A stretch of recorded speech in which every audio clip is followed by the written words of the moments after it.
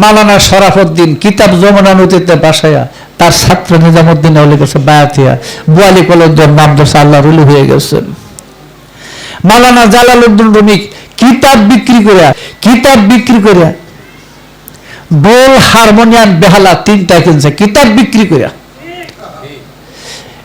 তারপরে তার মাদ্রাসা ছাত্র সব বাইর করে দেয়া অশিক্ষিত পাগল শামসে তাবরিজের গোলাম হইয়া 40 দিনে 40টা সুক্ত তিনি শিক্ষা লাভ করলেন। সেই 40টা সুক্ত শিক্ষা করে তিনি আল্লাহর ওলি হয়ে গেলেন। তিনি শেষে বললেন, আমি এতদিন মাওলা নিয়ে ছিলাম না, যে পর্যন্ত না শামস তাবরিজের গোলাম হয়েছি। আরে মৌলবী, তোমরা তো কোরআনের কৌশল বুঝো না। যদি বুঝো তো মাওলানা জালালউদ্দিন রুমি কেন বললো, হাম জাকুরা রগুর রাস্তা মুস্তেকা ফিসে সাগাত ডাকতাম, আমি কোরআনের মগজ উঠাই নিয়েছি আর অস্থি চর্ম কুকুরের জন্য ফেলে রাখছি। তাহলে যেদিন শামসে তাবরিজের কাছে তিনি বায়াত হইলেন, নিজেকে উৎসর্গ করলেন, সমর্পিত করলেন, আনুগত্য করলেন, সেদিন তাকে কোরআনের জ্ঞান শিক্ষা দেওয়া হয়েছে। সেদিন তিনি কোরআন চিনতে পারছেন। মাদ্রাসায় কোরআন জ্ঞানের শিক্ষা দেওয়া হয় না, ওরা মাদ্রাসায় কোরআন চিনেও না। কথাটা বুঝো। কাজী এদের মধ্যে যে অহংকার, অহমিকা, ঘুরে দাও, ভাইয়া দাও, এটা মানুষের কথা কত? এই দেশের মধ্যে হযরতে শাহজালাল ইয়ামিনে আসার আগে এই দেশের মধ্যে কোনো মুসলমান আছিল না। একমাত্র একজন হযরত বুরহানুদ্দিন সাহেব সিলেটের ছিলেন, যার উসিলা ঘটনা বড়, তার উসিলায় সেই শাহজালাল ইয়ামিনী তার ভাগিনা সহ 12 জন ওলি নিয়ে এই দেশে রওনা দিয়েছিল। আসার পথে আরো 348 জন লোক হলো, যাকে আমরা বলি 360 আউলিয়া। আচ্ছা, এরা এই দেশে আসার পরে আমরা মুসলমান হয়েছি না? আমাদের পূর্বপুরুষ মুসলমান হয়েছে না? কার কাছে? মোল্লার কাছে না ওলি আল্লাহর কাছে? তো এখন ওলি আল্লাহর বিরুদ্ধে রাখছে কেন? এটারে বলে গান ফার হল একটা শালা। হ্যাঁ, চিন্তা করে কত বড় বেলেহাজ জাতি এগুলি। এই দেশে ওলি আল্লাহরা আগে আমাদেরকে দিনে দীক্ষা দিয়েছে, মুসলমান বানাইছে, তারপরে আমরা মাদ্রাসা তৈরি করছি, এটা না? তখন মাদ্রাসাগুলি যতক্ষণ আল্লাহর ওলিদের অধীনে ছিল ততক্ষণ মাদ্রাসা থেকে আল্লাহর ওলি হয়েছে, হয় নাই? হয়েছে। কিন্তু পরিবর্তিতে উমাইয়া আব্বাসিয়ার ইয়াজিদের শিক্ষা এই মাদ্রাসার মধ্যে ঢুকাইছে। এখন মাদ্রাসাতে জঙ্গি, গরু ছাগল সন্ত্রাসী সব বাড়ে, ওরা মাজার আক্রমণ করে। যাদের কাছে ওরা মুসলমান তাদের মাঝে আক্রমণ করে। শাহজালালের মাজার ভেঙে ঘুরা করে দাও, পায় না? হ্যাঁ, কি কমু কম এই সমস্ত এমনই তোর শ্রেণী মানুষ এগুলি। আরে মুসলমান হলি কার দ্বারা? মুসলমান হইতেছস কার দ্বারা? কাদের দ্বারা? মনে করিস না কোরআন পড়লে মুসলমান হওয়া যায়, কলিমা পড়লে মুসলমান হওয়া যায়, আর নামাজ রোজা করলে মুসলমান হওয়া যায়। না না না, এত সহজ না। এই শাস্ত্র কোরআনে দেয় নাই। কোরআনে কি দিয়েছে? ইয়া আইয়ুহাল্লাযীনা আমানু উদখুলু ফিস সিলমি কাফা, দিয়েছে না? হে যাহারা ঈমান এনেছো, তোমরা এবার পরিপূর্ণ ইসলামে। খেয়াল করে দেখো, আমানো যখন একজন ধর্মগুরুর নিকট আনুগত্য বায়াত গ্রহণ করে তখন তাকে বলে মুসলিম।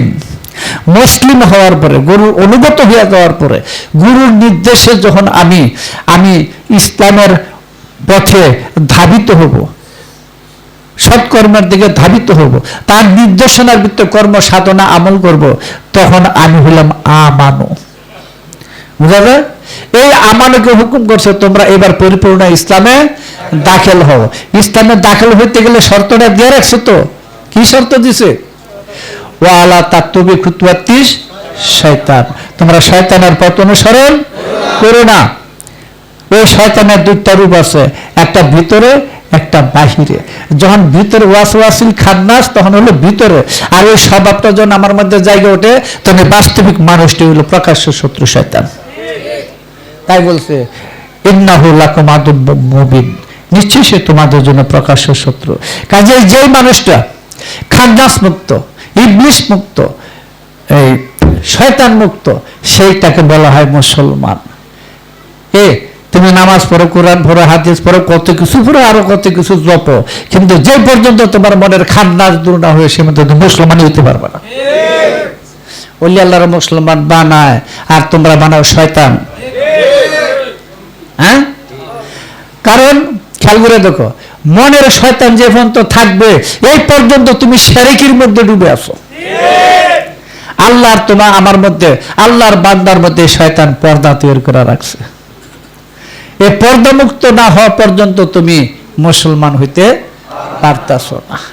কাজী নামাজ পড়ে যদি তোমার পর্দা মুক্ত না হয়, রোজা পড়ে যদি তোমার পর্দা মুক্ত না হয়, কলমা পড়ে যদি তোমার পর্দা মুক্ত না হয়, হজ জাকাত করে যদি পর্দা মুক্ত না হয়, তাহলে ওই নামাজ হতো হজ জাকাতের মাধ্যমে তুমি জাহান্নামে যাবে।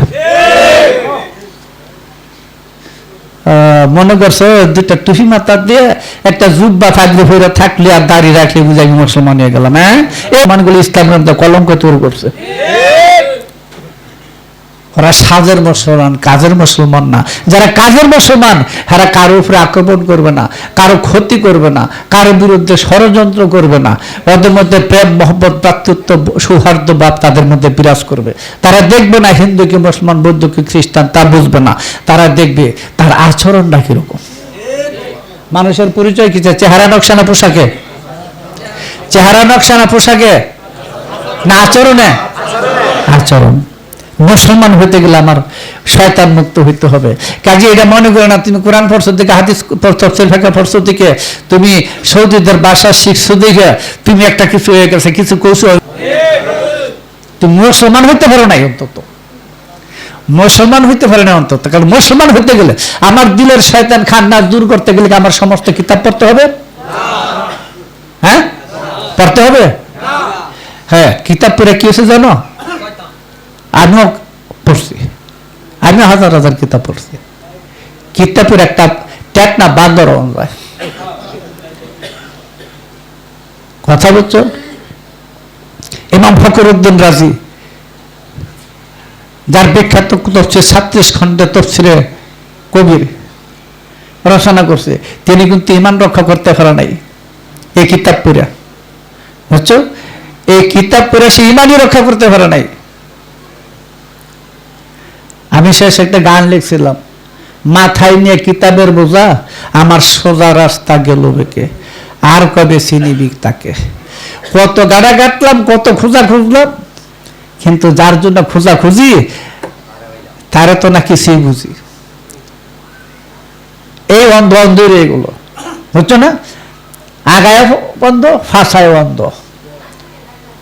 একেবারে ইয়াকানা বুতু। কাজী এটা বুঝতে হবে, মানুষের সঙ্গ না করে কেউ মানুষ হইতে পারে না। আর যদি তুমি মানুষ হয়ে যাও, সত্যিকারের মানুষ হয়ে যাও, আত্মশুদ্ধি সাধনা করো, নফসকে শুদ্ধ করে ফেলো, তাহলে একটা দলিল কোরআনে দিয়ে দিবে, কদ আফলাহা মান যাক্কা, দিবে না? যার আত্মশুদ্ধি হয়ে গেছে, মানুষটা মুক্তি হয়ে গেছে। সূরা শুআরা 89 নম্বর আয়াত, যে পবিত্র অন্তরে আল্লাহর দরবারে যাবে সে মানুষটা মুক্তি পাবে। হ্যাঁ, আচ্ছা, পবিত্র অন্তর, তুমি নামাজ পড়ছো, হাজার লক্ষ রাকাত নামাজ পড়ছো, কিন্তু অন্তর শুদ্ধ হয় না, চলবে?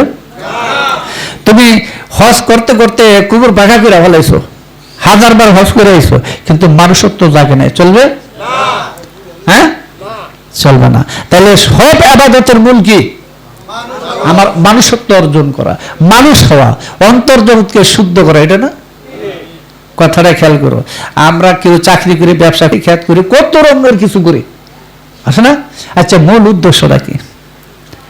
খায়া শান্তিতে থাকা, নাকি কিছু টাকা পয়সা অর্জন করা, বেহুলা হলে শান্তিতে খাওয়া, নাকি?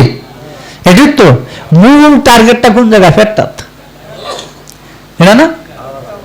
এটা টার্গেট। এরপরে অন্য অন্য কিছু।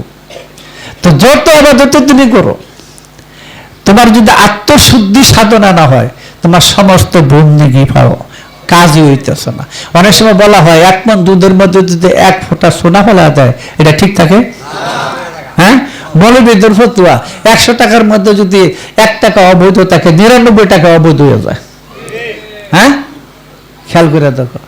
তো যত বন্দেগী করা হোক, এই আত্মশুদ্ধি সাধনার জন্য এমন একটা মানুষের দরকার, যার দিকে দৃষ্টি দিলে, যার দিকে তাকাইলে, যাকে দেখলে আমার ভিতরের পশুত্বের ভাব, অসুরত্বের ভাবটা দূর হয়ে যায়। ওই মানুষটার সঙ্গ করলে তুমি মানুষ হবে।